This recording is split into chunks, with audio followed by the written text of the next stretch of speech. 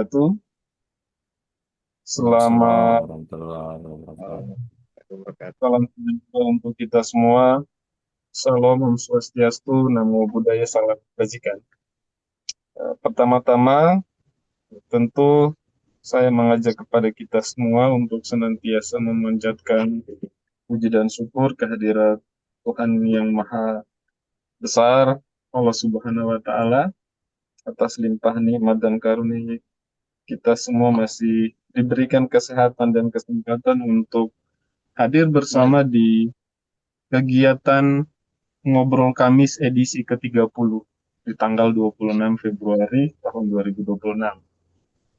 Pimpinan serta Bapak Ibu yang saya hormati, tema kita pada diskusi Ngobrol Kamis ini berkenaan dengan rumusan ideal penyatuan hukum larangan kampanye pemilu dan pemilihan pasca putusan MK 104. Nah, ini merupakan momentum penting untuk menata kembali konsistensi hukum kampanye di Indonesia. Nah, selama ini pengaturan larangan kampanye dalam rezim pemilu maupun pemilihan berjalan berdampingan, namun tidak sepenuhnya identik. Nah, perbedaan rumusan, norma, dan sanksi seringkali berdampak pada standar kerja pengawasan kita di lapangan. Nah, bagi kita di Sulawesi Tenggara, isu ini menjadi penting bukan hanya sekedar diskursus akademik, penyatuan norma akan berpengaruh langsung pada konsistensi regulasi teknis, pola pembuktian, dan desain pengawasan menuju pemilu dan pemilihan yang akan datang. Nah, kita tidak sedang membahas perbedaan redaksi semata, tetapi tentang keadilan dan kepastian hukum dalam hukum elektoral. Pimpinan dan Bapak Ibu serta hadirin yang kami hormati, sebagai pemantik diskusi tentu pimpinan Bawaslu Provinsi Tenggara, Koordinator Divisi Hukum dan Penyelesaian Sengketa, Bapak Haji Heri Iskandar, akan memberikan pengantar perspektif strategis sekaligus memberikan insight kepada kita semua yang berkenaan dengan tema diskusi pada hari ini. Selanjutnya narasumber, Ketua Bawaslu Kabupaten Wakatobi, Bapak Lahudia, juga dengan rekam jejak dan pengalaman beliau di bidang kepemilian, kita merasa cukup bahwa beliau akan memberikan banyak eh, dan memperkaya pembelajaran kepada kita semua, khususnya audiens yang eh, ikut bergabung pada ngobrol kami. Kegiatan ini akan dipandu oleh moderator Saudari Nika Desliana Putriani. Sehingga kita berharap nanti diskusi lebih terarah, interaktif, dan memberikan manfaat yang optimal. Ibu dan Bapak serta hadirin yang kami hormati, mengawali kegiatan hari ini, mari kita simak bersama pemantik diskusi sekaligus membuka secara resmi kegiatan Ngobrol Kamis Provinsi Sulawesi Tenggara edisi ke-30 oleh pimpinan Bawaslu Provinsi, Koordinator Divisi Hukum dan Penyelesaian Sengketa. Kepada Bapak Haji Heri Iskandar, dengan hormat kami persilahkan. Baik, eh, makasih Pak Kabak. Bismillahirrahmanirrahim. Assalamualaikum warahmatullahi wabarakatuh. Selamat Assalamualaikum. pagi, salam sejahtera buat kita semua yang sama-sama kita hormati, pimpinan Bawaslu Provinsi Sulawesi Tenggara.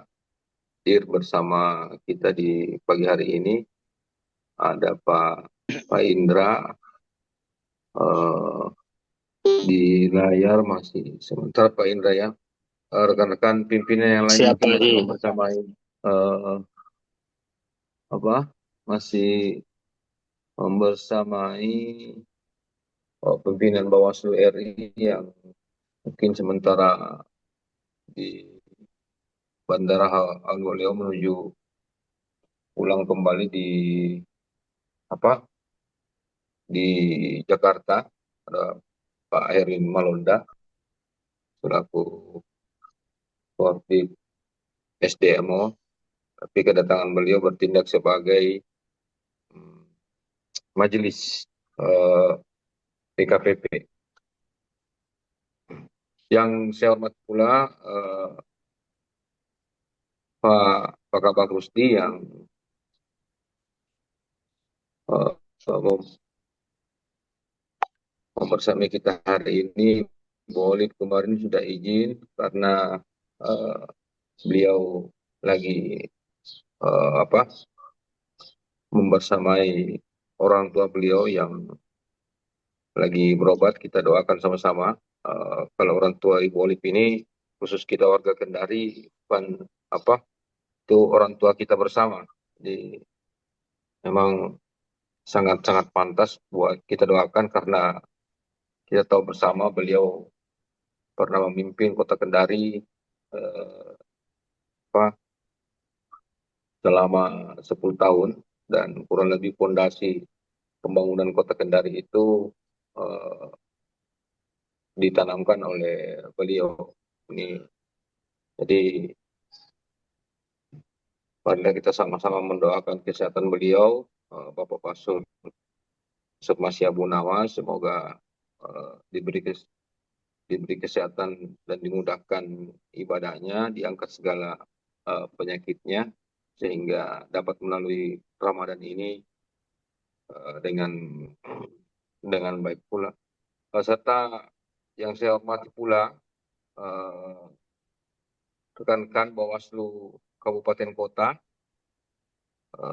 ketua dan anggota, terus rekan-rekan staf sekretariat, terutama yang menggawangi divisi hukum. Eh, yang terhormat pula Bapak narasumber kita pagi hari ini, Bung Bung Hudia. Beliau ini berkompeten memang untuk menjadi narasumber kita di pagi hari ini. Beliau memang ini murni divisi hukum. Sebelum menjabat sebagai ketua eh, KPU Provinsi, KPU Provinsi, menjabat sebagai ketua Bawaslu Kabupaten Wakatobi. Beliau ini salah satu analis handal di Bawaslu Provinsi, analis hukum yang selalu tajam dan terpercaya. Bung Hudia, selamat pagi Bung Hudia. Siap, Mudah-mudahan Pak Ji. apa yang beliau siapkan untuk kita di pagi hari ini betul-betul nutrisi yang akan mencerahkan pemahaman kita terkait tentunya seputar pemilu. Jadi menarik memang apa topik yang sudah didesain atau dirancang khusus oleh tim apa yang selalu memandu ngobrol kami sini. Ngobrol kami satu hari banyak makan, maaf, satu hari banyak makna. Sorry, karena kurang fokus bulan puasa. Eh, Hari ini temanya larangan penyatuan hukum, larangan kampanye antara pilkada dan pemilu. Sebenarnya kalau melihat undang-undangnya, memang bisa undang-undang eh, dua dasar hukum tentang pilkada dan pemilu ini, satunya di Undang-Undang Nomor 7, satunya lagi di Undang-Undang Nomor 10. Tapi kalau melihat rumusan larangan eh, kampanye antara apa pemilu dan pemilihan kepala daerah, itu tidak terdapat banyak sebenarnya apa eh, aturan yang signifikan perubahannya. Nah, menjelang pemilu 2009, karena pasca putusan MK 10135 tersebut, maka memang akan sudah hampir pasti sudah dipastikan bahwa akan ada penyatuan terkait dasar hukum atau payung hukum terhadap pelaksanaan pemilu tentunya. Karena sebenarnya kalau kita menyimak, ini kan hanya soal kata saja. Pemilihan pemilihan umum dengan pemilihan. Dasar hukumnya satu, pemilihan ada di UU 10 2016, yang satunya pemilu ini ada di Undang-Undang 7 tadi 2017. Nah, sehingga pas keputusan MK tentunya eh, MK memaknai pemilu lokal dan pemilu nasional dan pemilu lokal salah satu apa eh, salah satu poin pertimbangan Mahkamah Konstitusi penggabungan ini tentunya antara karena eh, menganggap beban penyelenggara eh, terhadap penyatuan pemilu total dan kepala daerah tadi, serta menurut MK ini dianggap memecah fokus pemilih. Itu ada dua alasan yang saya baca artinya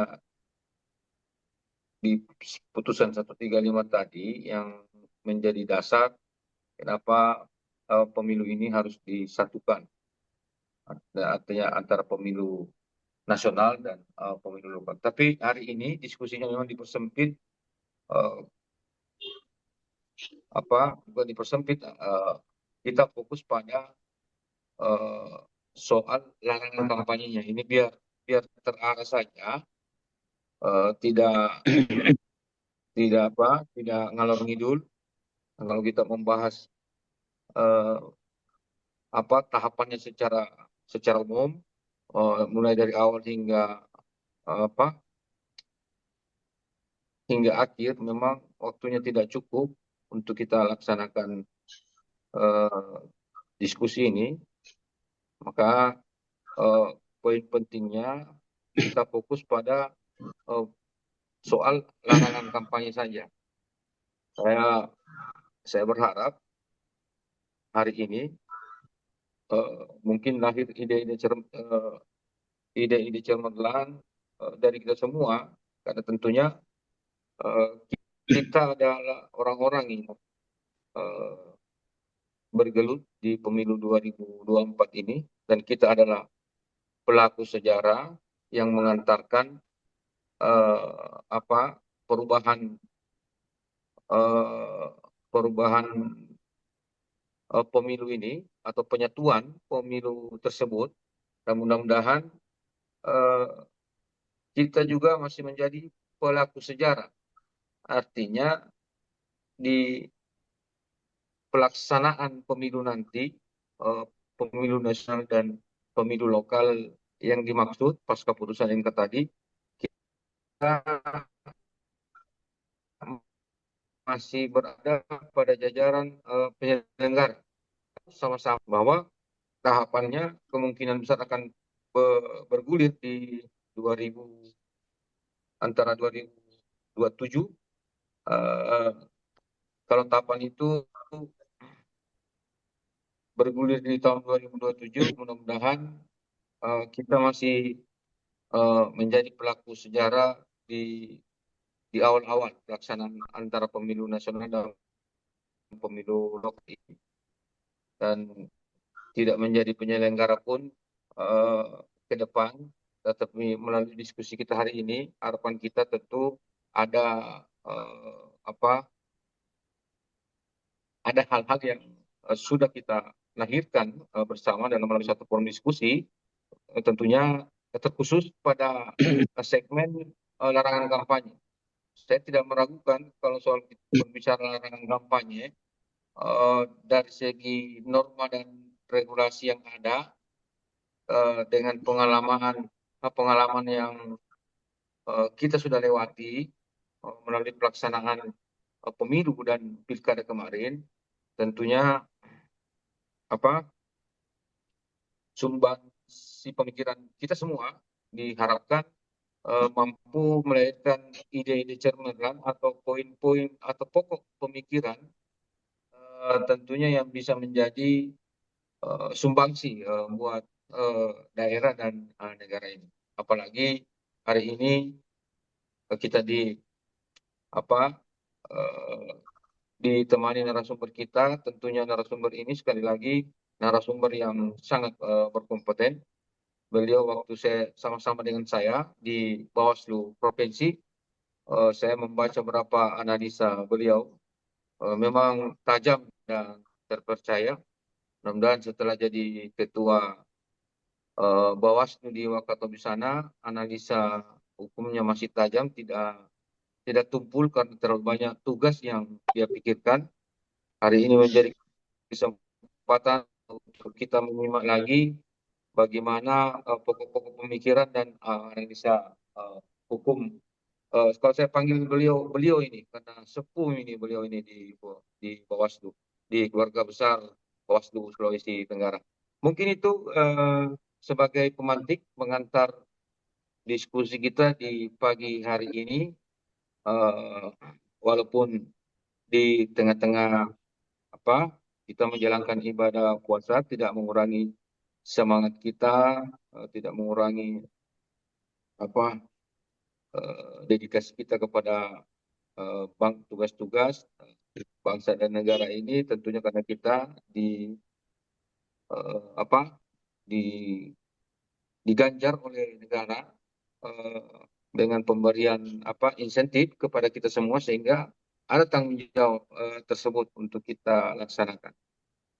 Itu mungkin sementara eh, apa sebagai pengantar diskusi dari saya sebagai pemantik selaku koordinator divisi hukum dan penyelesaian sengketa Bawaslu Provinsi Sulawesi Tenggara.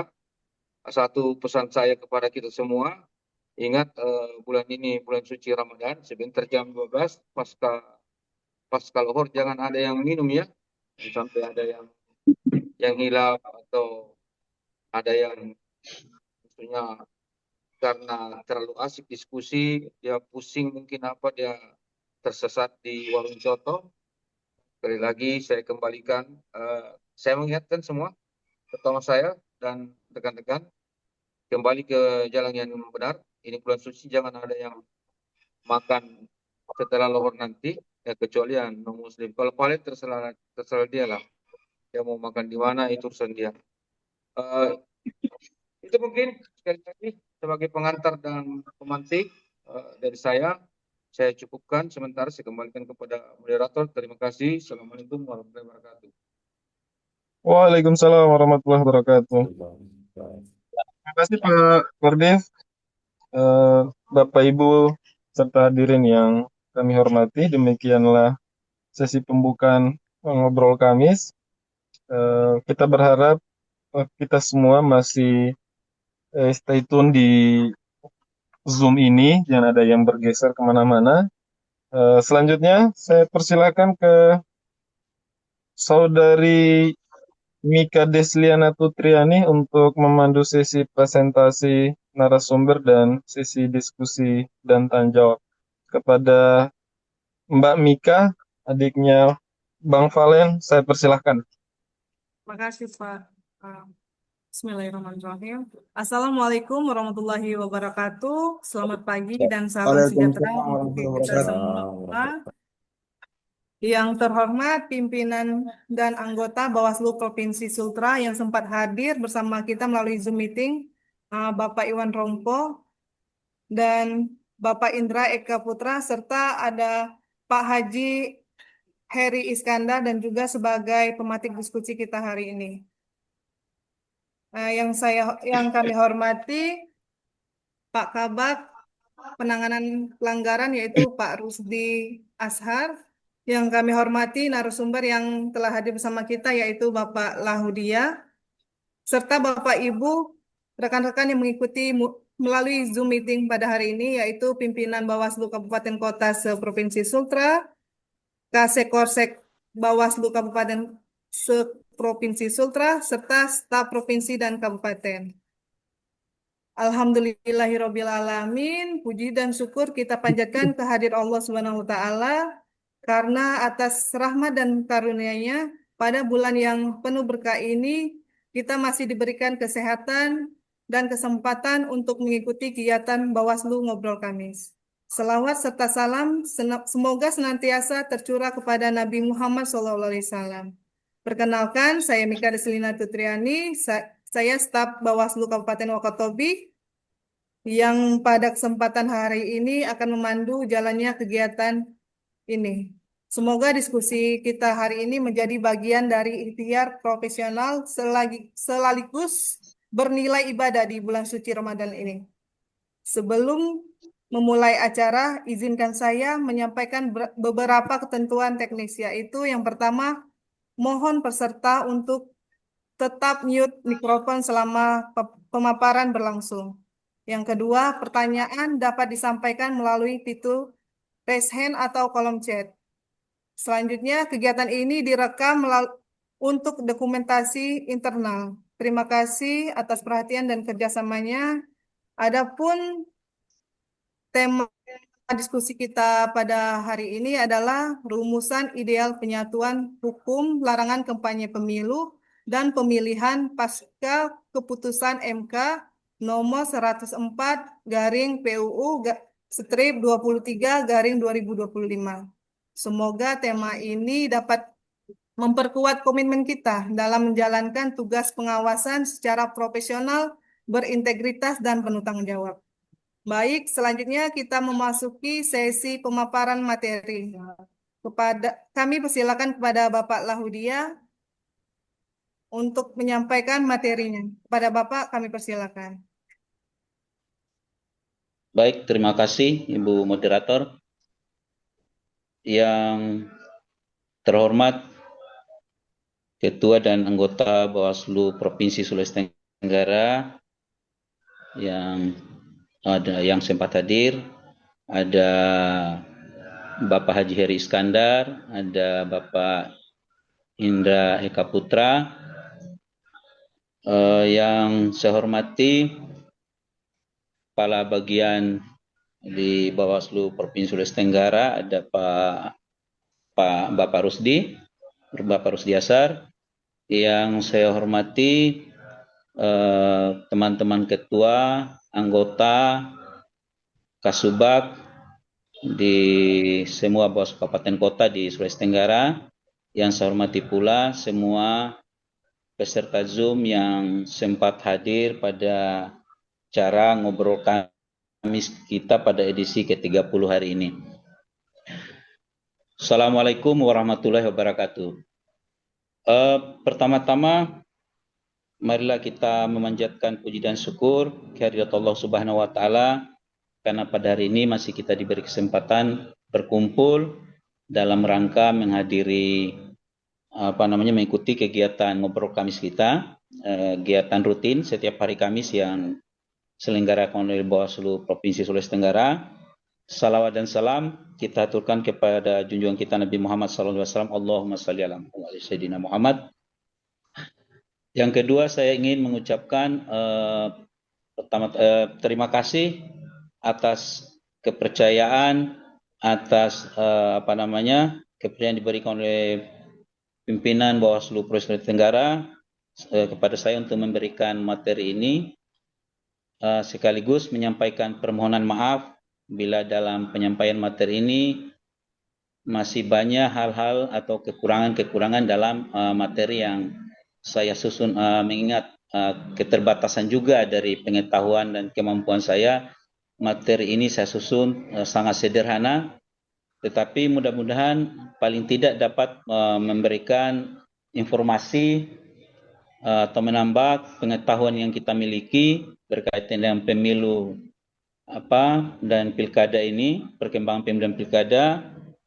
Adapun kekurangannya, mudah-mudahan saya berharap dari kita semua melalui umpan balik dan penguatan dari pimpinan Bawaslu Provinsi Tenggara dapat menutupi kekurangan dari materi yang saya siapkan. Baik, adapun tema materi yang dipercayakan kepada kami, yaitu rumusan ideal penyatuan hukum larangan kampanye pemilu dan pemilihan pasca putusan Mahkamah Konstitusi nomor 104 tahun 2025. Berbicara tentang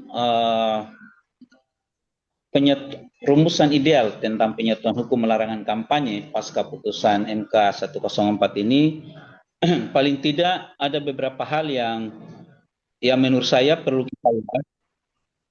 Eh, Pertama itu berkaitan dengan landasan hukum yang landasan hukumnya. Kedua tentang latar belakang dan urgensi penyatuan hukum larangan kampanye. Ketiga putusan MK 104 sendiri dan putusan-putusan terdahulu, yakni putusan 55 dan putusan 85 2022 untuk 55 itu 2019.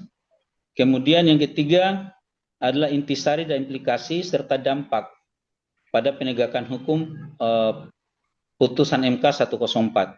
Yang keempat, tantangan dalam penyatuan. Tantangan dihadapi dalam penyatuan atau unifikasi hukum larangan kampanye, pemilu dan pilkada. Yang kelima adalah prinsip-prinsip penegakan prinsip-prinsip penyatuan hukumnya. Yang keenam adalah model rumusan penyatuan hukum yang ideal.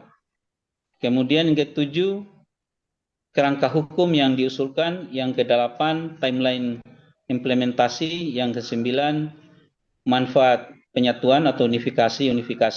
Yang kesepuluh, kesimpulan dan rekomendasi. Kita mulai dari landasan hukum.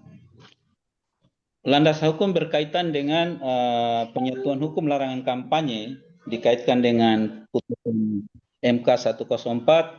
Paling tidak ada beberapa landasan hukum. Pertama, Undang-Undang Dasar Negara Republik Indonesia tahun 1945 yang merupakan sumber atau menjadi acuan penyusunan peraturan perundang-undangan yang ada di Indonesia, termasuk undang-undang pemilihan dan pilkada.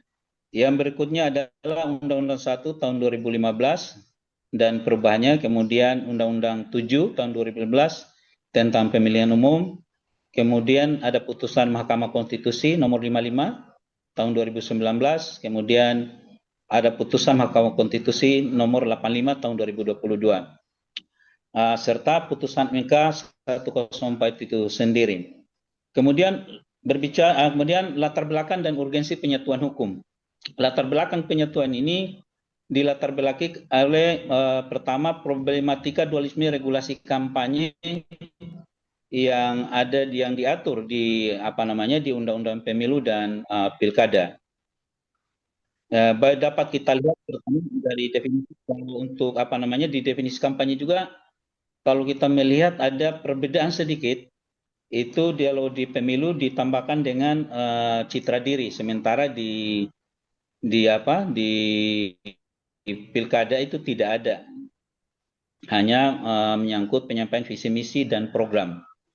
Berikutnya terdapat perbedaan atau ketidaksinkronan peran Bawaslu dalam menangani pelanggaran administrasi. Ini dapat kita lihat di pemilu itu peran Bawaslu, dia menerima, memeriksa dan memutus. Sementara di pilkada dia menerima, kemudian mengkaji, kemudian merekomendasikan. Berikutnya problematika dalam dualisme regulasi ini juga ada dualisme pengaturan norma larangan kampanye yang ada di dalam pasal-pasal yang berkaitan dengan larangan. Kemudian ada tumpang tindih kewenangan memutus pelanggaran administrasi antara Bawaslu dan KPU. Kemudian yang latar belakang selanjutnya tentu itu berkaitan langsung dengan putusan MK 104 sendiri. Putuskan MK itu sendiri dapat berdampak pada penguatan daya ikat rekomendasi Bawaslu, kemudian rekonstruksi kewenangan Bawaslu dalam pelanggaran administrasi pilkada, kemudian peningkatan kapasitas hukum dalam penegakan aturan pemilu, kemudian dapat menjadi studi kasus penafsiran aturan baru. Kemudian urgensinya adalah kebutuhan harmonisasi dan kepastian hukum untuk mencegah konflik regulasi dan kewenangan, menciptakan penyelenggaraan pemilu yang efisien, meningkatkan kepercayaan publik, serta memastikan keadilan elektoral. Kalau kita lihat di ketentuan larangan kampanye di pasal 280, kemudian Kemudian kalau kita bandingkan dengan di ketentuan larangan kampanye di Undang-Undang Pilkada di pasal 15, coba kalau bisa ditampilkan moderator, ada yang sawarna merah.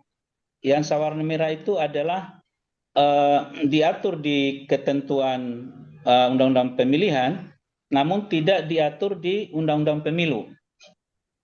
Begitu juga yang saya warnai, sebagai contoh saja ini, yang saya warnai di larang kampanye pasal 280 di Undang-Undang Pemilu itu, ada yang saya warnai itu juga tidak diatur di dalam Undang-Undang Pilkada.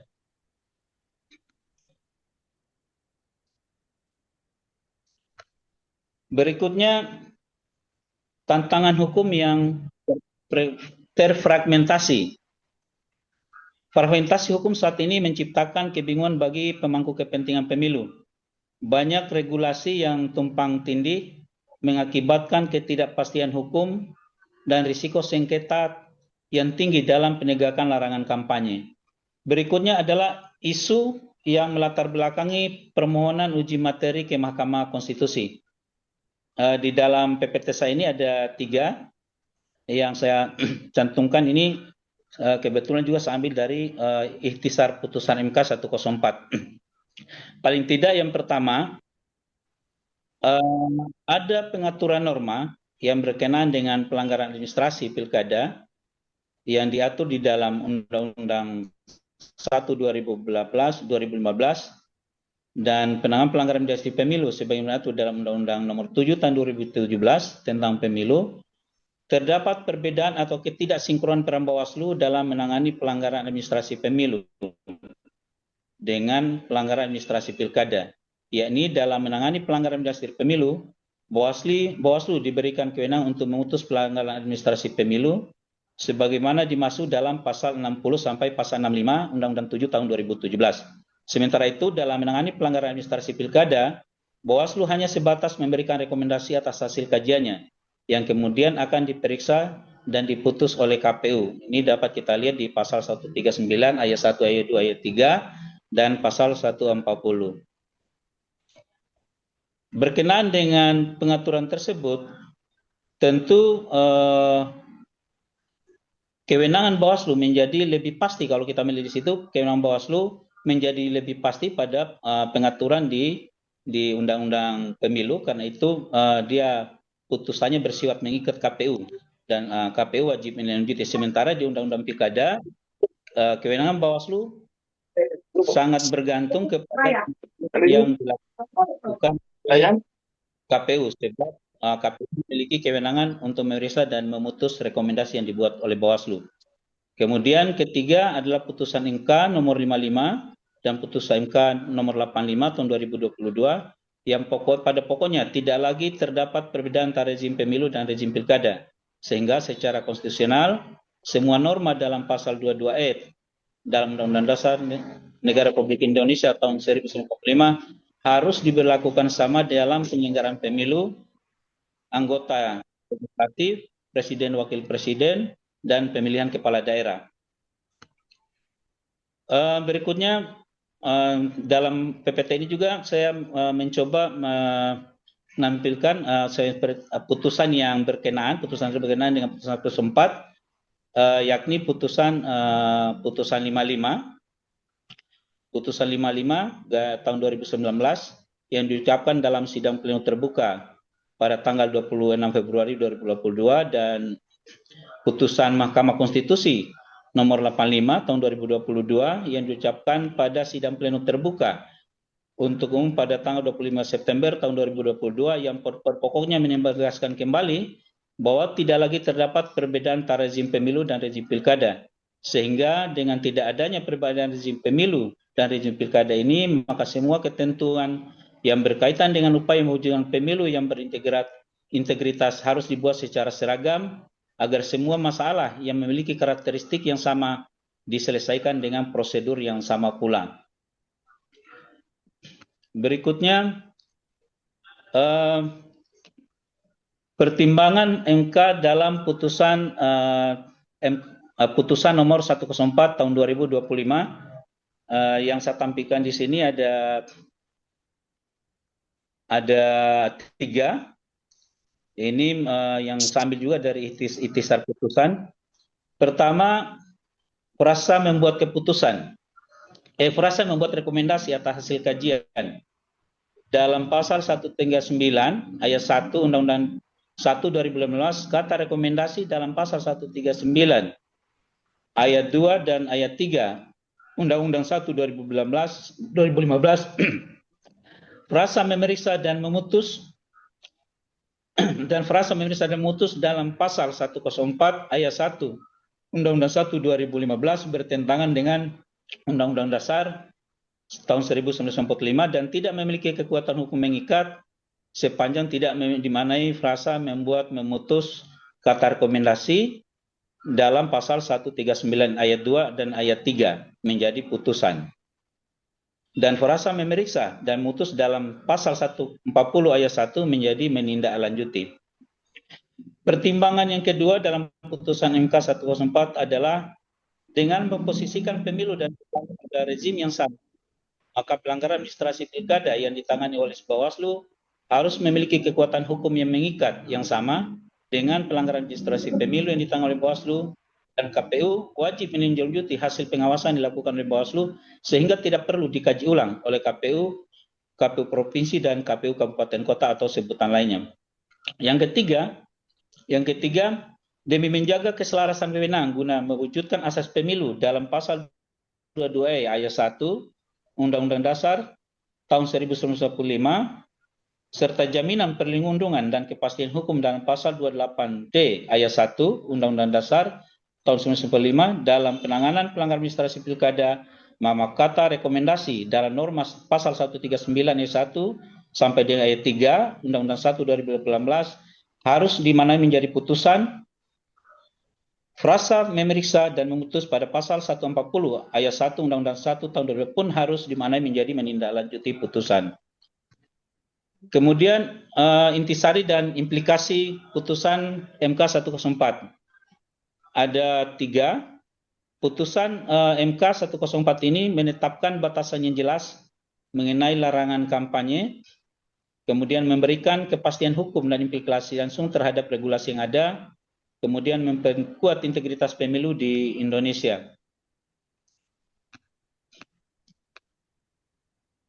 Berikutnya adalah dampak putusan MK terhadap penegakan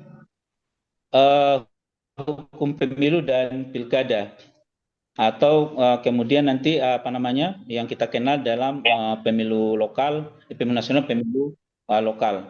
Di sini ada 3. Yang pertama itu adalah kejelasan dalam pedoman penegakan larangan kampanye bagi para pemangku kepentingan.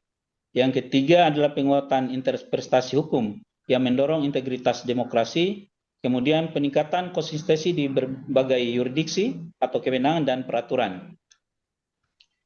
Kemudian tantangan dalam penyatuan hukum larangan kampanye. Berbicara dengan tantangan dalam penyatuan hukum larangan kampanye ini tentu tidak terlepas dari perbedaan karakteristik antara pemilu lokal dan pemilu nasional dan pemilu dan pilkada. Kemudian dari penegakan hukumnya, kemudian di dinamika politik dan partisipasi publik. Pada perbedaan karakteristik yang mendalam antara pemilu nasional dan pemilu pilkada lokal, pilkada lokal menciptakan kerumitan yang dalam menyusun regulasi kampanye seragam dan efektif. Untuk penegakan hukumnya, sanksi yang kurang tegas dan kebutuhan akan kerangka hukum demokratis serta penyelenggaraan profesional menjadi kunci utama. Kemudian yang lainnya adalah dinamika politik. Tentu ini berkaitan dengan kepentingan politik dan perubahan arah koalisi di DPR. Mempengaruhi interpretasi serta implementasi aturan kampanye yang berlaku. Kemudian yang berikutnya adalah partisipasi publik, di mana kalau rendahnya pemahaman publik tentang aturan kampanye dan pengawasan aktif dari masyarakat melemahkan efektivitas penegakan hukum pemilu. Berikutnya adalah prinsip-prinsip penyatuan hukum. Ini ada paling tidak ada 1, 2, 3, 4, 5, 6, 7 menurut saya yang saya tampilkan di materi ini menjadi fondasi untuk fondasi penyatuan hukum yang efektif. Yang pertama harus koherensi hukum. Koherensi hukum memastikan bahwa semua peraturan terkait larangan kampanye harus saling mendukung, kemudian mengurangi konflik dan kebingungan dalam implementasi, serta memperkuat kepercayaan publik terhadap proses pemilihan. Yang kedua adalah kepastian hukum dan keadilan. Kepastian hukum ini sangat penting untuk memberikan rasa aman bagi para pemangku kepentingan dalam menjalankan aktivitas pemilu, memastikan bahwa semua pihak memahami hak dan kewajiban mereka secara jelas. Yang ketiga adalah proporsionalitas dan non-diskriminasi. Ini hukum yang akan aturan yang akan diunifikasi atau disatukan ini harus diberlakukan sama, kemudian tidak ada diskriminasi pada semua pemangku kepentingan dalam pemilu maupun pilkada. Kemudian efektivitas dan pencegahan, bahwa penyatuan hukum ini harus mampu untuk melakukan pencegahan dan penindakan pelanggaran. Kemudian harus adaptabilitas hukum, harus bersifat dinamis terhadap perubahan yang terjadi. Kemudian partisipasi publik dalam penyusunan maupun dalam evaluasi melibatkan partisipasi publik. Kemudian transparansi. Transparansi adalah proses prinsip penyatuan hukum yang berikutnya adalah transparansi. Dalam proses transparansi ini dalam proses pemilihan akan meningkatkan partisipasi masyarakat, memungkinkan publik untuk mengawasi pelaksanaan larangan kampanye dan mengurangi kemungkinan penyalahgunaan kekuasaan. Berikutnya model rumusan ideal penyatuan hukum yang saya tawarkan melalui PPT. Pertama itu pendekatan penyatuan norma larangan. Nah, itu berkaitan dengan itu harus ada standarisasi kerangka hukum larangan kampanye, kemudian penyatuan itu harus menciptakan konsistensi antara berbagai jenis pemilu, kemudian menghindari fragmentasi regulasi yang ada. Yang kedua adalah harmonisasi jenis pelanggaran dan sanksi. Untuk harmonisasi jenis dan pelanggaran harmonisasi jenis pelanggaran dan sanksinya ini harus mendefinisikan jenis pelanggaran secara jelas. Melalui harmonisasi ini mampu mendefinisikan jenis pelanggaran secara jelas, kemudian memastikan sanksi yang proporsional dan konsisten.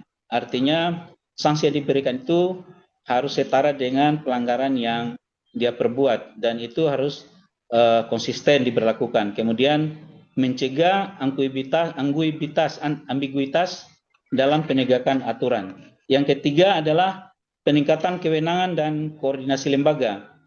Untuk peningkatan kewenangan dan koordinasi lembaga ini dengan harapan dapat memperkuat otoritas lembaga pengawas pemilu, kemudian meningkatkan kolaborasi antara pemangku kepentingan, kemudian mendorong pengawasan partisipasi dari masyarakat.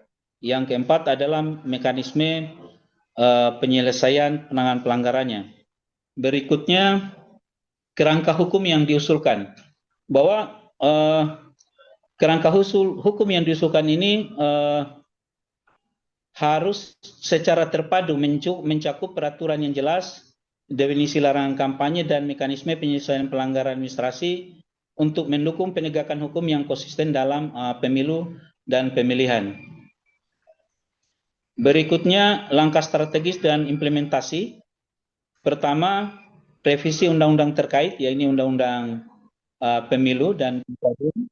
Kemudian DPR mempercepat proses revisi, kemudian fokus pembahasan rancangan undang-undang pemilu nasional dan rancangan undang-undang pemilu lokal yang kalau kita melihat di pemberitaan itu sudah dilakukan sejak Januari. Kemudian mulai pembahasan dengan melibatkan publik dan parpol. Yang kedua adalah penyusunan peraturan pelaksana yang detail untuk menjamin kejelasan regulasi, kemudian mengatasi celah-celah hukum, kemudian memberikan pandu implementasi yang komprehensif. Yang ketiga adalah sosialisasi dan edukasi penyelenggara dan peserta pemilu. Ini dilakukan untuk meningkatkan pemahaman pihak terkait, mendorong partisipasi aktif, kemudian mencegah potensi pelanggaran. Yang keempat adalah peningkatan kapasitas penegak hukum. Peningkatan kapasitas penegak hukum ini dimaksudkan untuk komitmen dari Bawaslu sendiri untuk memperkuat penegakan hukum, kemudian pembaruan regulasi dan penelitian, kemudian strategi di masa non tahapan pemilu, kemudian penguatan Bawaslu untuk pemilu. Kemudian timeline implementasi di PPTSA ini ada paling tidak ada 4, ada tinjauan regulasi, ada konsultasi pemangku kepentingan, kemudian penyusunan rancangan dan proses legislasi. Tinjauan regulasi, untuk tinjauan regulasi ini peninjauan menyeluruh terhadap regulasi yang ada dilakukan untuk mengidentifikasi area yang perlu diharmonisasikan dan diperbarui demi untuk kepentingan keseragaman hukum. Kemudian konsultasi pemangku kepentingan melibatkan berbagai pemangku kepentingan melalui diskusi dan konsultasi untuk mendapatkan masukan yang konstruktif mengenai unifikasi hukum larangan kampanye demi meningkatkan akuntabilitas. Kemudian penyusunan rancangan undang-undang baru harus disusun berdasarkan masukan dari pemangku kepentingan. Kemudian memastikan bahwa semua aspek hukum larangan kampanye tercakup secara komprehensif atau secara. Kemudian proses legislasi, rancangan undang-undang akan dibawa ke proses legislasi untuk dibahas dan disetujui oleh DPR bersama pemerintah dengan harapan dapat segera diberlakukan untuk efektivitas hukum di masa mendatang. Berikutnya adalah manfaat penyatuan hukum larangan kampanye. Pertama, pencegahan kecurangan yang lebih efektif. Penyatuan aturan memungkinkan aturan yang lebih jelas, tegas, dan seragam untuk mencegah berbagai bentuk kecurangan seperti penggunaan fasilitas negara untuk kepentingan golongan tertentu dan ketentuan lainnya seperti money politik di masa kampanye dan kampanye di luar jadwal. Kemudian kepastian hukum dan kesetaraan perlakuan. Penyatuan aturan ini menciptakan kepastian hukum bagi semua peserta pemilu baik di tingkat nasional maupun daerah sehingga memperlakukan setiap calon secara setara. Yang ketiga adalah kemudahan pengawasan oleh Bawaslu. Dengan adanya unifikasi hukum, Bawaslu memiliki standar dan pedoman pengawasan yang seragam sehingga lebih mudah mengawasi pelanggaran. Yang keempat, efisiensi penegakan hukum. Penyatuan aturan mengurangi ketidaksinkronan aturan antara pilkada dan pemilu yang sering kali membingungkan. Ini memudahkan aparat penegak hukum dan penyelenggara pemilu dalam hal ini KPU dan Bawaslu dalam menindak pelanggaran secara cepat dan konsisten. Kemudian mengurangi potensi penyelundupan. Penyatuan ini mencegah penyelundupan atau celah-celah hukum yang mungkin timbul jika aturan pilkada dan pemilu berbeda, terutama sebagai contoh netralitas pejabat publik dan penggunaan sarana negara. Kemudian berikutnya adalah peningkatan kepatuhan peserta pemilu. Aturan yang konsisten dan jelas memudahkan peserta pemilu untuk memahami apa yang boleh dan tidak boleh dilakukan, misalnya dalam larangan kampanye sehingga meningkatkan kepatuhan. Yang berikutnya terakhir kesimpulan dan rekomendasi. Kesimpulan, penyatuan hukum yang kokoh adalah krusial untuk demokrasi yang berkualitas.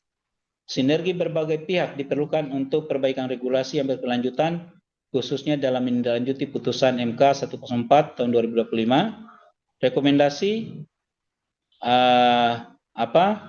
pentingnya penyatuan hukum segera dilakukan, kemudian melibatkan sinergi lintas pihak, kemudian tindak lanjut putusan MK segera untuk tindak lanjut putusan MK.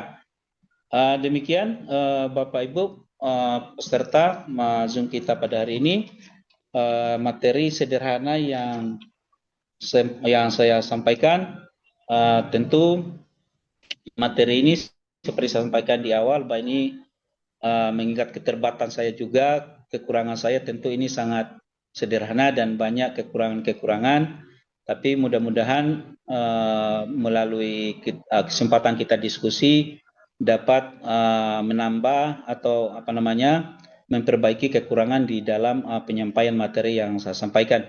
Begitu pula melalui penguatan yang akan dilakukan oleh pimpinan Bawaslu Provinsi Sulawesi Tenggara. Terima kasih. Assalamualaikum warahmatullahi wabarakatuh. Saya serahkan kembali kepada moderator. Baik, terima kasih Pak Hudia atas paparan yang sangat komprehensif dan mencerahkan. Baik, Bapak Ibu sekalian, kita memasuki sesi diskusi. Untuk aktivitas waktu, kami membuka kesempatan kepada 3 penanya terlebih dahulu, kemudian akan dijawab sekaligus oleh narasumber. Mohon pertanyaannya disampaikan secara singkat dan langsung pada pokok persoalan. Baik, jika ada yang mau bertanya, bisa raise hand atau di kolom chat. Kota Kendari saja. Baik, dari Kota Kendari, Mohon silakan Pak. izin, ya. Mohon izin moderator, saya mau raise hand tadi tapi posisiku jauh dari layar jadi Ya, Pak. Ya. jadi saya langsung saja. Bismillahirrahmanirrahim. Assalamualaikum warahmatullahi wabarakatuh. Salam.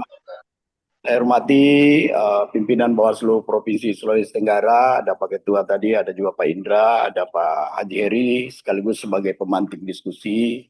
Yang saya hormati Pak Hudia, beliau ini senior memang, lama bergelut di bidang hukum kepemiluan.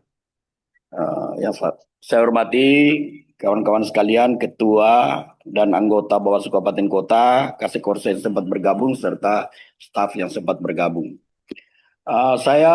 Pertama, inilah hebatnya orang kalau sudah suhu. Jadi tadi mengatakan bahwa materi yang sangat sederhana, tapi kalau saya lihat padat juga karena 24 slide.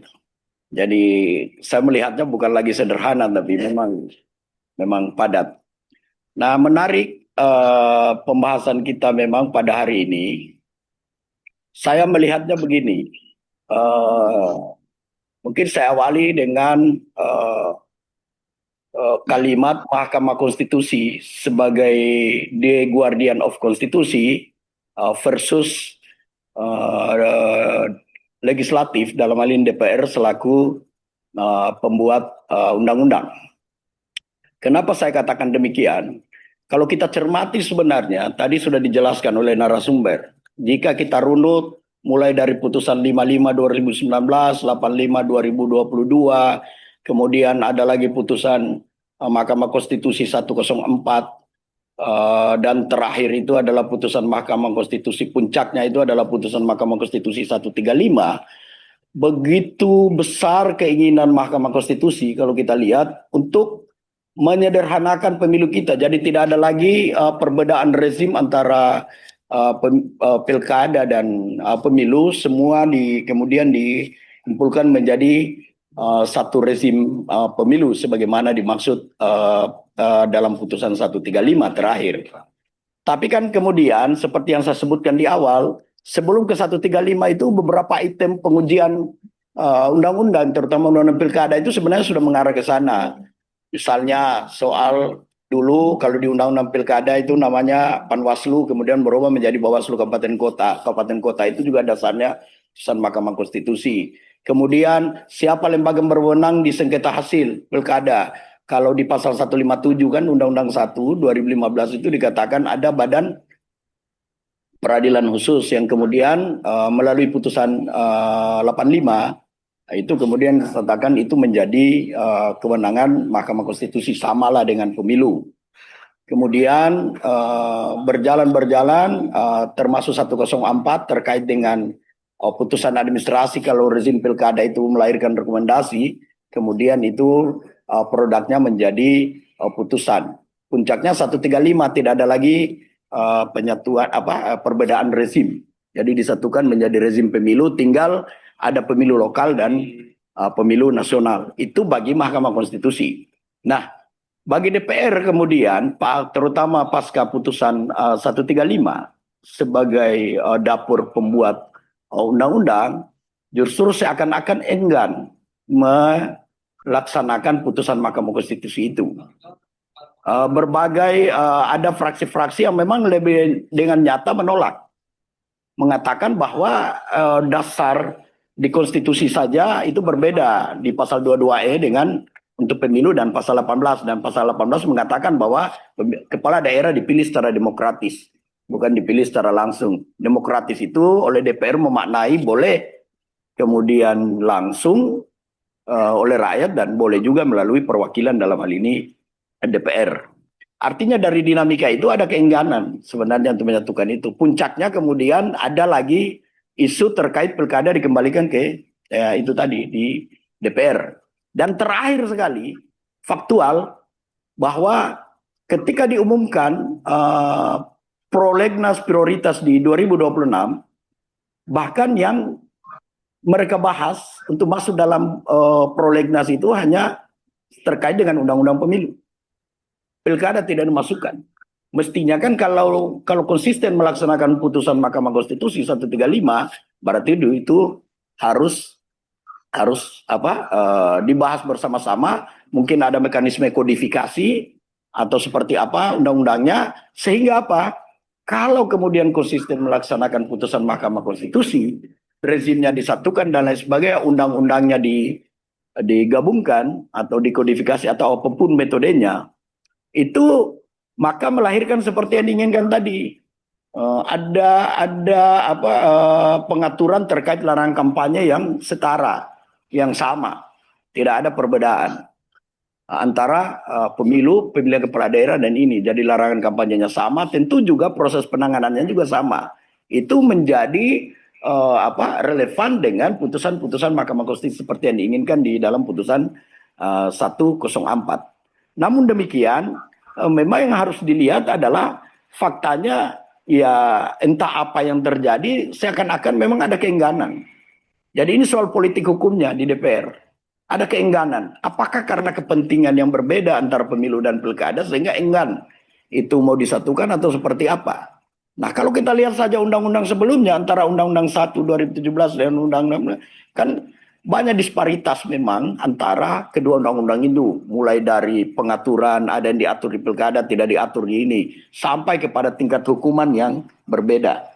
Nah, ini memang dari awal politik hukumnya itu enggan untuk menyatukan ini. Nah, akhirnya seperti yang saya katakan tadi Pak narasumber, di awal bahwa ada keinginan Mahkamah Konstitusi versus keinginan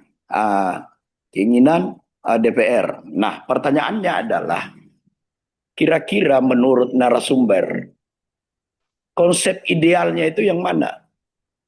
Yang disatukan atau tidak disatukan? Karena kalau kita bicara di dalam larangan, karena di sini ada kata ideal di dalam judul kita, idealnya itu yang mana? Apakah menuruti keinginan Mahkamah Konstitusi atau lebih ideal menuruti keinginan pembuat undang-undang, dalam hal ini DPR? Kemudian kira-kira kalau kemudian menurut narasumber kita menginginkan yang ideal itu mestinya merujuk kepada keinginan Mahkamah Konstitusi lewat beberapa putusan, dan terakhir itu putusan 135, kira-kira langkah-langkah apa yang harus dilakukan sehingga DPR ini setuju bahwa penyatuan rezim pemilu antara pilkada dan pemilu itu menjadi ideal, dan itu memang konsep yang paling tepat untuk menyederhanakan konsep pemilu di Indonesia.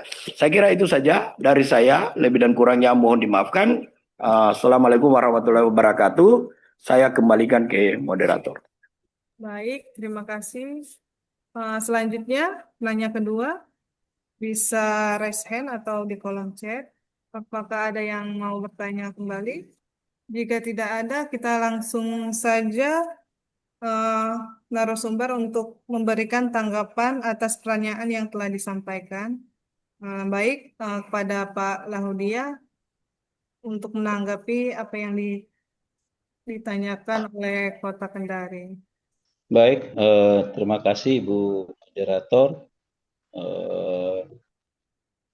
atas kesempatan yang diberikan kepada saya untuk menanggapi beberapa hal yang disampaikan oleh Pak Said.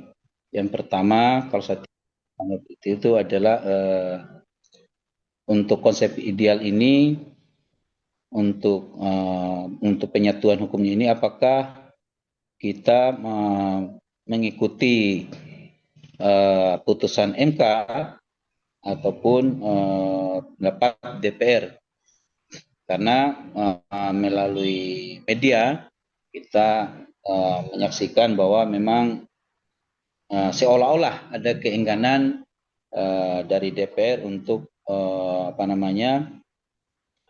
untuk penyatuan hukum undang-undang pilkada dan pemilu ini kaitannya dengan pemilu lokal dan pemilu nasional, pemilu lokal. Yang kedua adalah langkah-langkah yang harus dilakukan,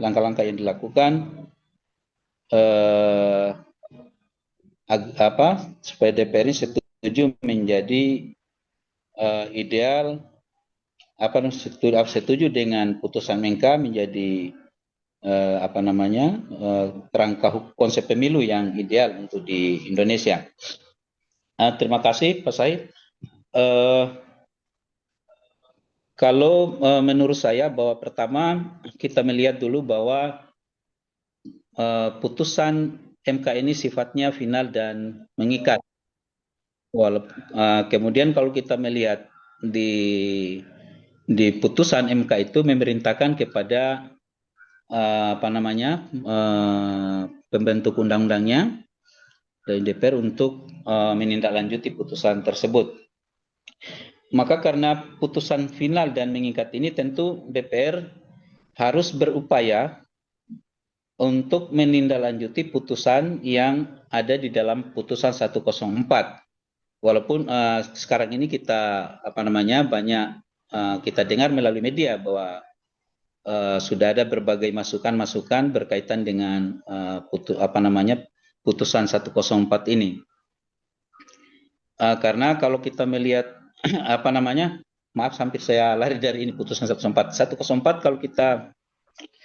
kalau melihat putusan 104 sendiri ini kan dia hanya berbicara tentang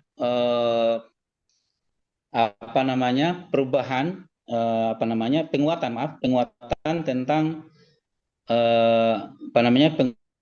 penguatan tentang kewenangan Bawaslu dalam penanganan pelanggaran administrasi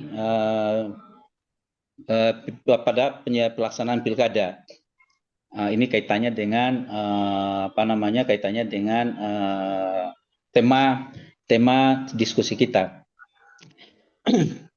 Nah, berbicara dengan putusan 104 tadi, tentu ini sebenarnya tidak menjadi membuat terkait dengan ini tidak ada persoalan dengan DPR berkaitan dengan ini. Mereka tidak keberatan berkaitan 104 ini. Artinya kalau kita mau fokus ke putusan 104, karena dia hanya berbicara tentang peningkatan kewenangan Bawaslu dalam pelanggaran administrasi, di mana di pilkada itu dia tadinya hanya merekomendasi, kemudian ditindaklanjuti oleh KPU, sehingga dengan putusan 104 ini KPU harus putusannya kemudian menjadi dan wajib ditindaklanjuti oleh KPU.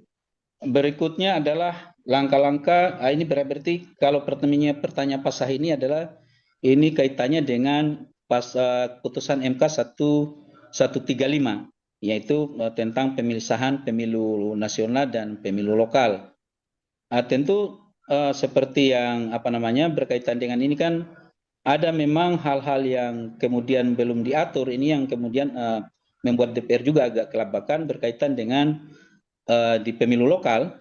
Itu di pemilu lokal kan itu berkaitan dengan pemilihan anggota DPR provinsi dan kabupaten kota, dan pemilihan kepala daerah. Nah, yang menjadi masalah di putusan 135 itu adalah belum ada aturan yang mengatur terkait dengan bagaimana kalau kemudian DPR itu selesai masa tugasnya, sementara pelaksanaan pemilu lokal itu dijadwalkan di 2031, paling cepat 2 tahun berarti kan 2031. Nah, sementara anggota DPR di provinsi dan kabupaten ini berakhir di 2029. Nah, tentu ini karena belum ada aturan yang mengatur tentang perpanjangan anggota DPR atau penggantian anggota DPR pasca berakhirnya mereka ini, tentu inilah yang kemudian saya pikir di media sosial juga ini yang ada persoalan di DPR berkaitan dengan pembahasan rancangan undang-undang ini. Namun ada berbagai masukan-masukan, tapi itu kan namanya masukan dari dari masyarakat, kemudian ada juga pemerhati pemilu itu bahwa bisa juga pertama karena belum ada aturan yang mengatur tentang perpanjangan anggota DPR yang sudah selesai masa tugas, maka melantik yang nomor urut peringkat berikutnya ini kan saja. Tentu ini juga harus menjadi kajian dan pertimbangan bagi anggota DPR. Saya pikir keengganan itu adalah berkaitan dengan persoalan pergantian anggota DPR yang selesai masa tugas. Yang berikutnya adalah kalau kita melihat di media massa juga itu adalah berkaitan dengan apakah pilkada ini akan dilaksanakan melalui DPR atau tetap melalui pemilihan langsung. Tentu ini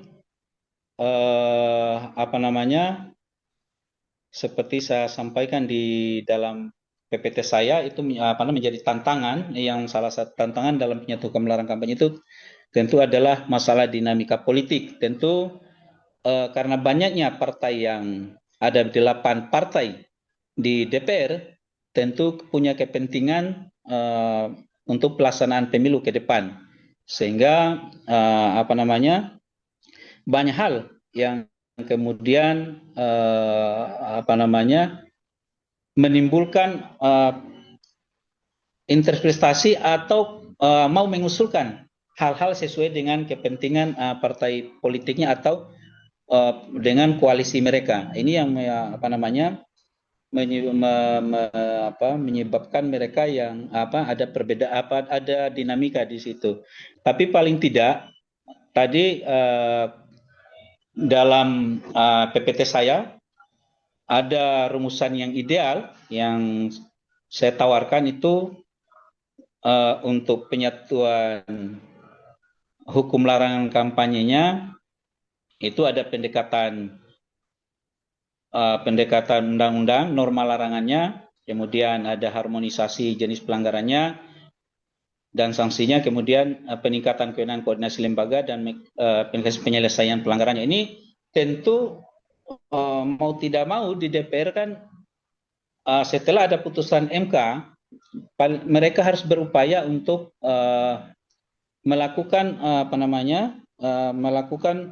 pembahasan undang-undang lokal dan nasional ini, sehingga itu tidak menimbulkan ketidakpastian hukum.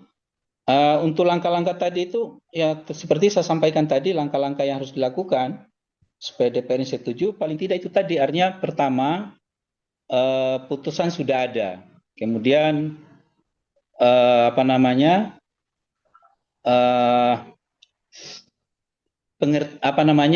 kedewasaan dari partai politik itu sendiri untuk lebih mementingkan kepentingan bangsa dan negara daripada kepentingan partai, kepentingan individu, partai maupun koalisi partai itu sendiri. Itu untuk sementara yang dapat saya berikan tanggapan. Terima kasih. Terima kasih Pak Hudia atas tanggapannya. Selanjutnya kami kembali untuk menanyakan apakah sudah cukup jelas atau ada tanggapan singkat kepada Bawaslu Kota Kendari. Dipersilakan. Baik moderator, saya ada tanggapan singkat saja. Sebenarnya yang saya inginkan tadi tidak fokus ke 104. Kenapa saya tidak fokus 104? Itu kan hanya terkait dengan produk hukum Bawaslu yang dilahirkan dari putusan administrasi yang tadinya rekomendasi di dalam undang-undang pilkada menjadi pemilu. Saya lebih ke soal rumusan ideal penyatuan hukum larangan kampanye pemilu. Kenapa saya tadi mempersoalkan itu? Karena rumusan ideal penyatuan hukum larangan kampanye ini hanya dimungkinkan jika putusan Mahkamah Konstitusi 135 itu dilaksanakan oleh DPR terkait dengan penyatuan rezim menjadi rezim pemilu. Kenapa? Kalau kemudian 135 dilakukan, maka tentu pasti ada penyatuan undang-undang. Jadi tidak ada lagi pemisahan undang-undang antara pilkada dan pemilu, semua menjadi undang-undang pemilu. Tinggal mungkin pengaturan di dalamnya ada pemilu terkait dengan pemilu lokal tadi yang berkaitan ini. Nah, sementara fakta yang kita lihat adalah DPR enggan membahas itu sekarang. Bahkan di Prolegnas 2026, tahu enggak yang mereka prioritaskan perubahan? Undang-undang pemilu tidak masuk undang-undang pilkada. Artinya apa? Bahwa proses penyatuan itu sangat kecil kemungkinan antara peniadaan rezim pilkada menjadi pemilu keseluruhan itu kecil, karena sekarang yang mau dibahas itu hanya perubahan undang-undang pemilu. Artinya apa? Undang-undang pilkada itu tetap. Nah, di sisi aspek yang lain, maka ada wacana yang dilontarkan terutama beberapa partai politik bahwa pilkada dikembalikan ke DPR, artinya semakin jauh. Mimpi akan penyatuan itu semakin jauh. Kalau sudah seperti itu, tidak akan mungkin. Nah, ini realita yang kita hadapi sekarang. Sementara bagaimana mungkin penyatuan larangan kampanye ini bisa dilakukan kalau rezimnya tetap berbeda, undang-undangnya berbeda, bahkan pemilihnya nanti akan berbeda. Kalau kita lihat dari isu yang ada, itu sangat tidak mungkin, karena itu tadi memang betul sifat putusan Mahkamah Konstitusi bersifat final and binding, final dan terakhir, sekaligus mengikat. Cuma problemnya memang ya DPR dari awal kan kita tahu mereka bahas bahwa Mahkamah Konstitusi tidak boleh, mereka tidak berhak, karena ini yang mereka uji di undang-undang terhadap undang-undang dasar. Sementara di undang-undang dasar antara dasar hukum pelaksanaan pemilu dan pemilihan sudah berbeda. Mana bisa mau disatukan dasar hukum, ada pasal 18 dengan pasal 22 tadi. Jadi saya tadi sebenarnya lebih cenderungnya ke situ, bukan 104-nya. Kalau 104-nya kan tinggal prosedurnya menyesuaikan. Katakanlah prodanya jadi putusan, berarti Perbawaslu penanganan pelanggaran administrasi nanti yang akan dirubah, tinggal teknisnya. Tidak ada masalah dia. Cuma ini tadi yang problem itu, bahwa bagaimana mau penyatuan larangan kampanye kalau rezimnya berbeda, dasar hukum pelaksanaannya di undang-undangnya, mulai dari konstitusi kemudian dasar pelaksanaan undang-undangnya masih berbeda. Sementara kalau kita lihat putusan Mahkamah Konstitusi keinginannya tadi besar. Makanya saya beri judul Mahkamah Konstitusi versus DPR. Karena itu tadi, kalau kita lihat 135 kan mestinya di Prolegnas tahun ini ya sudah bicara tentang kodifikasi kah, apakah omnibus law undang-undang pemilu, ya itu teknis. Cuma kan persoalannya itu tadi, tidak akan mungkin bisa mencapai pengaturan ideal, penyatuan yang ideal kalau rezimnya tetap berbeda, dasar hukum pelaksanaannya tetap berbeda. Bahkan kalau jadi pilkada dipilih DPR, tambah jauh lagi. tambah sulit lagi mau disatukan itu pelanggaran. Saya kira itu dari saya, hanya sekedar tanggapan. Terima kasih. Assalamualaikum warahmatullahi wabarakatuh. Baik, Waalaikumsalam warahmatullahi oke. wabarakatuh. Baik, apakah narasumber ingin menambahkan atau menanggapi dari tanggapan singkat dari penanya tadi? Ya, baik. Terima kasih Bu Moderator. Memang benar bahwa karena DPR ini adalah yang menyusun rancangan undang-undang, tentu seperti disampaikan oleh Pak Sahib bahwa putusan MK ini hanya dapat dilaksanakan ketika DPR itu setuju dengan berbagai dinamika yang ada di anggota DPR itu khususnya di Komisi 2. Tapi paling tidak bahwa kalaupun ini DPR kemudian tidak melaksanakan ini, tentu akan menjadi catatan juga bagi pelaksanaan demokrasi di negara kita. Tapi pada intinya bahwa putusan 135 ini hanya akan dapat dilaksanakan manakala yang mempunyai kewenangan untuk menyusun undang-undang ini adalah untuk menyetujui terhadap putusan itu sendiri. Karena kalau tanpa persetujuan DPR, karena DPR itu sendiri yang punya kewenangan bersama pemerintah, tentu ini tidak akan terjadi. Memang kalau kita melihat pemberitaan, memang kita juga memang pesimis seperti yang disampaikan oleh Pak Sahih, bahwa dari berbagai komentar yang kita dengar dari baik itu dari pemerintah yang diwakili oleh Mendagri, kemudian dari DPR, dari fraksi-fraksi tertentu menyatakan ada keinginan besar untuk pilkada itu dipilih oleh DPR. Namun sekecil apapun tentu bukan berarti kemudian tidak memungkinkan terjadi, karena banyak hal memang manusia cukup merencanakan, tetapi pada Allah pada ini kan Allah yang tentukan. Tapi kecil kemungkinan, saya pun setuju dengan Pak Sahib itu kecil kemungkinan, karena kalau mendengar berbagai komentar dari yang dilontarkan oleh dari pihak pemerintah maupun dari koalisi pendukung, partai koalisi pendukung dari pemerintahan yang ada. Nah, itu Bu Mika. Terima kasih. Baik, terima kasih. Ada yang sudah raise hand pada Bapak Ahmad Iskandar, kami persilakan. Ya, terima kasih. Assalamualaikum warahmatullahi wabarakatuh. Selamat siang Bapak Ibu semua. Salam sejahtera untuk kita semua. Singkat saja Pak narasumber, ada dua hal. Pertama begini, putusan 104 ini kan sebenarnya substansinya itu mengubah bentuk produk dari rekomendasi menjadi putusan yang jenisnya itu adalah pelanggaran administrasi pemilihan. Kalau kita lihat kebijakan Bawaslu RI di pemilu maupun di pilkada kemarin baru ini, PSU itu pelanggaran terhadap PSU itu, pelanggaran di TPS yang bermuara ke PSU itu menjadi atau masuk ke dalam ruang lingkup pelanggaran administrasi pemilihan. Nah, kalau inheren dengan putusan MK 104 ini, maka mestinya ke depan itu apakah di TPS penyelesaian pelanggaran PSU di TPS itu juga harus dalam bentuk adjudikasi putusan atau tidak?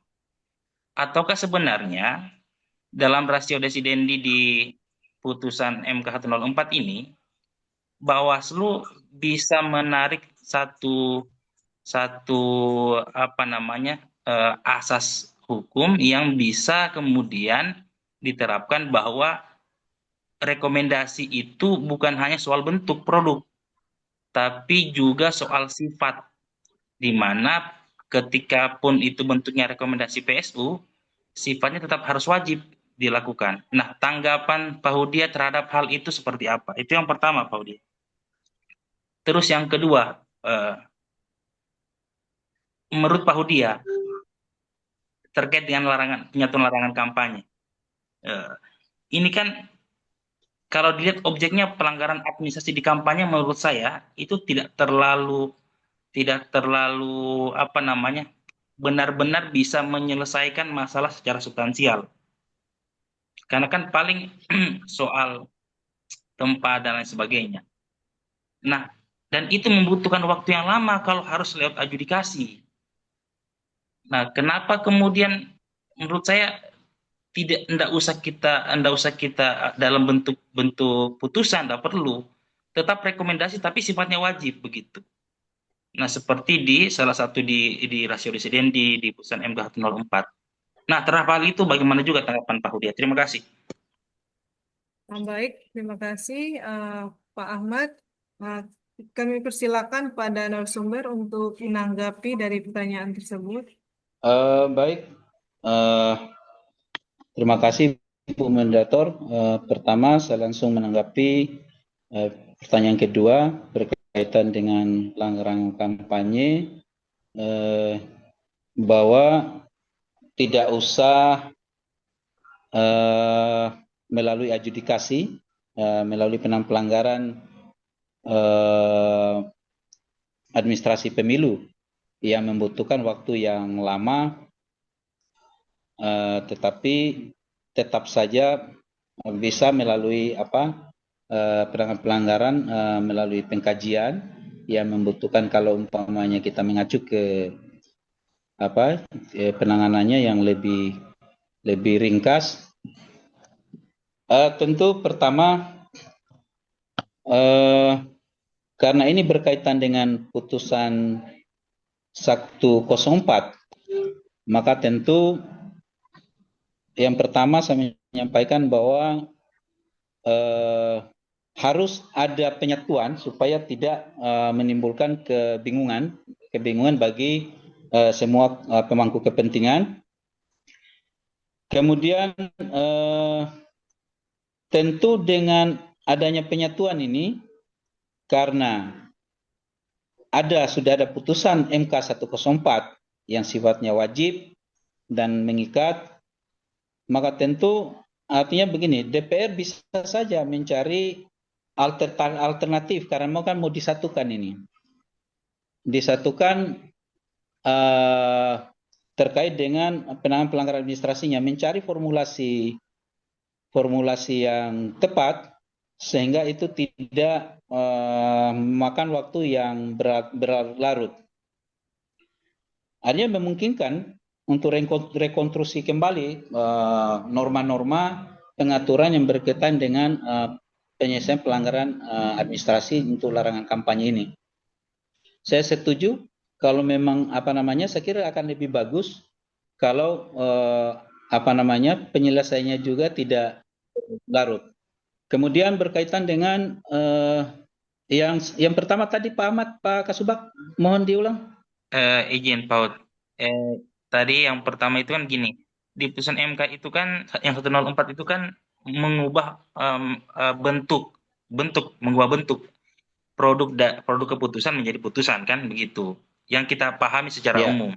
Tapi kan sebenarnya dalam rasio desiden di mahkamah itu, dia sempat 2 paragraf atau 3 paragraf itu dia menyinggung bahwa rekomendasi itu dimaknai secara substansi menjadi putusan yang itu wajib ditindaklanjuti.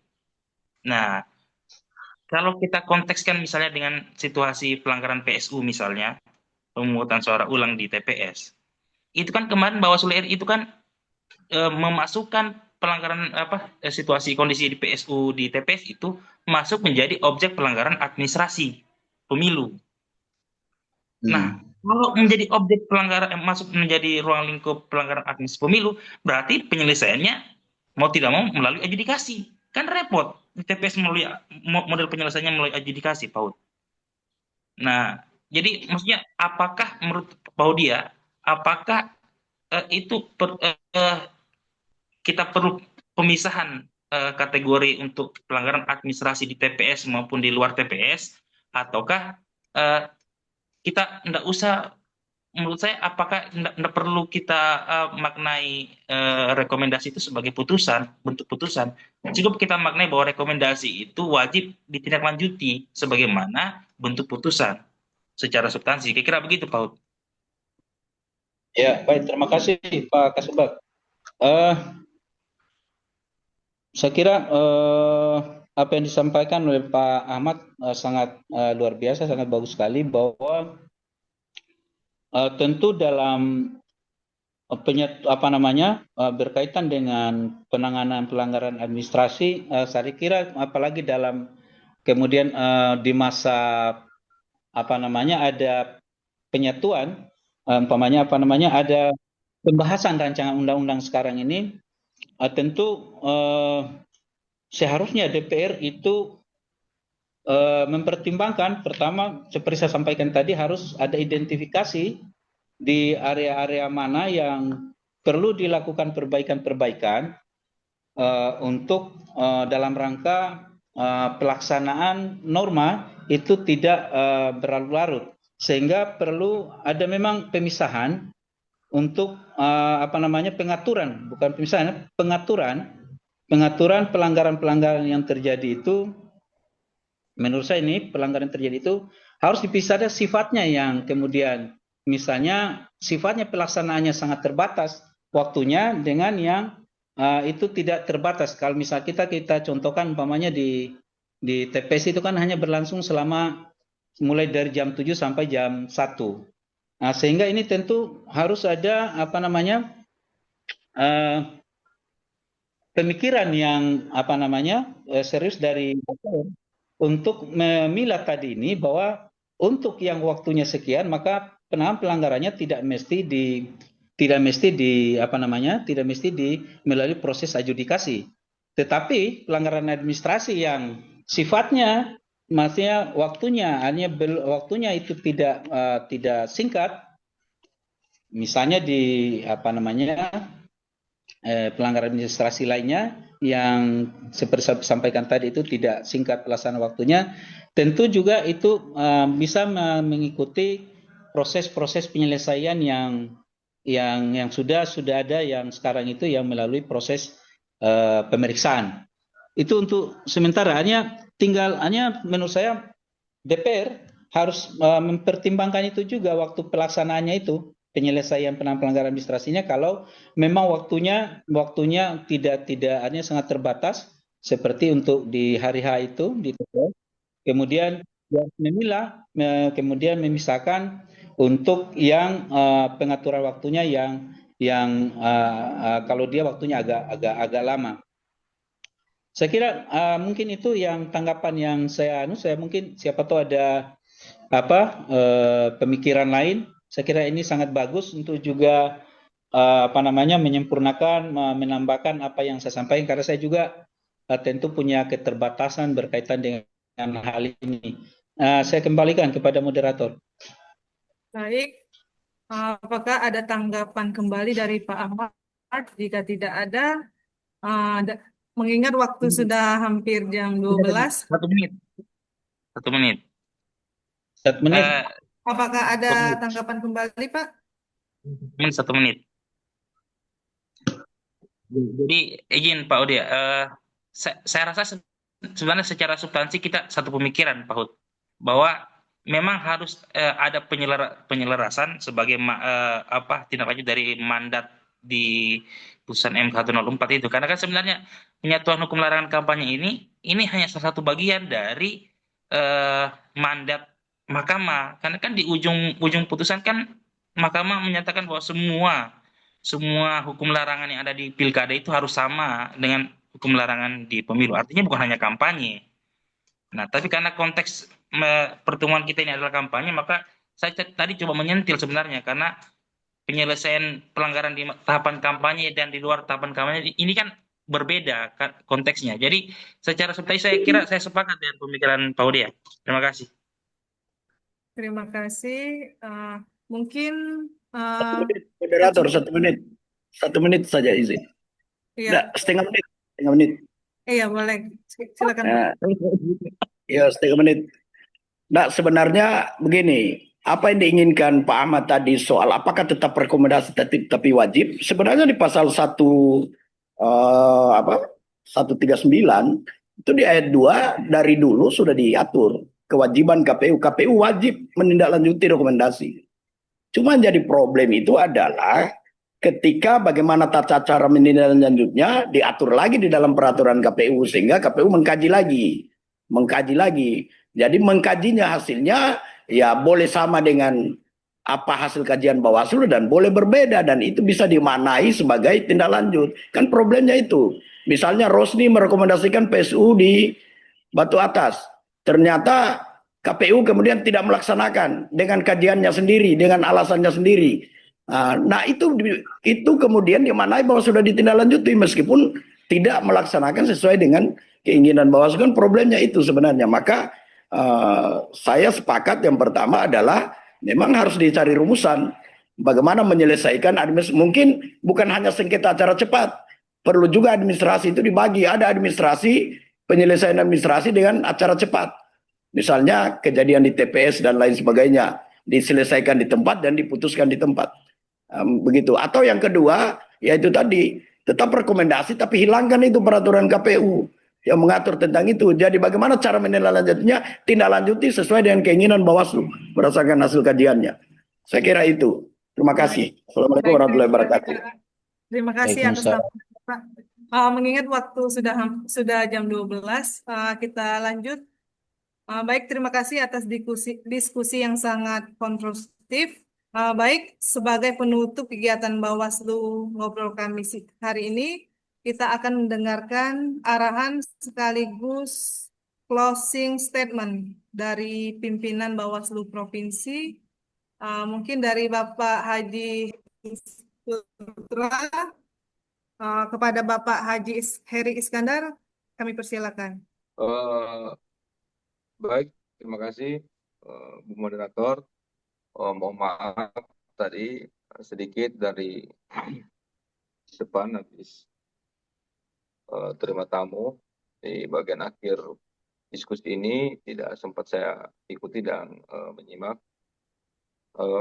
Namun ini juga sebenarnya menjadi hal yang harus kita diskusikan ke depan. Kalau Zoom seperti ini, dalam hal di penghujung tadi, itu kira-kira dapat dimaknai seperti apa. Nah, ini pelajaran buat kita semua. Saya sengaja sebenarnya itu saya kasih sekian jeda, sekian saya menyimak semua. Memang saya sengaja untuk menjadi kajian kita terakhir sebenarnya. Kalau mengacu ke sidang DKPP kemarin, nonton sidang DKPP kemarin toh? Pada nonton kan sidang DKPP kemarin? Nonton Pak Haji, nonton. Kira-kira kalau jadi bagaimana itu kalau kira-kira kalau kita sementara sidang Zoom yang dihadirkan pihak terkait tiba-tiba seperti itu pemanaannya seperti apa? Nah, sementara sidang kode etik itu hanya berlaku hanya sekali, tidak ada pemanggilan 2 kali terhadap pihak terkait. Begitupun sum-sum seperti ini, kayaknya negara ini sudah harus memikirkan bahwa kegiatan-kegiatan sum seperti ini sudah sudah dicukupkan dan disegerakanlah, misalnya kegiatan ini melalui tatap muka langsung ke depan karena untuk hasil yang lebih maksimal. Ini saran dan masukan saja dari saya. Harus berani bersuara juga kita sedikit. Tidak bisa mengikut gelombang efisiensi yang terus-menerus ini. Walaupun hati menjerit, tapi negara terserahlah mau menilai kita seperti apa. Tapi kita berikhtiar saja semampu kita dalam menjalankan tugas-tugas yang diberikan negara. Mudah-mudahan semua bernilai ibadah di sisi Allah Subhanahu wa Ta'ala. Saya tidak panjang lebar karena sudah azan berbunyi, berarti panggilan eh, panggilan sholat buat kita umat Muslim. Eh, Mungkin kita cukupkan diskusi kita hari ini. Mudah-mudahan ada waktu dan kesempatan yang lain kita bisa bertemu, bercerita panjang lebar lagi, berdiskusi yang lebih komprehensif tentunya, tidak sehingga hasilnya tentu lebih berkualitas dan bermutu. Saya cukupkan sampai di sini sebagai pengantar penutup. Terima kasih. Assalamualaikum warahmatullahi wabarakatuh. Terima kasih semuanya para peserta yang sudah setia mengikuti kegiatan kita dari Kamis ke Kamis Waalaikumsalam ini. warahmatullahi wabarakatuh. Mudah-mudahan mendapat pahala di sisi Allah Subhanahu wa Ta'ala. Terima kasih. Assalamualaikum warahmatullahi wabarakatuh. Merdeka. Waalaikumsalam. Baik, terima kasih. Baik, terima kasih Pak Haji Heri Iskandar atas arahan dan penguatan yang telah diberikan. Baik Bapak Ibu yang kami hormati, semoga diskusi ini kita cukupkan. Saya akhiri. Wassalamualaikum warahmatullahi wabarakatuh.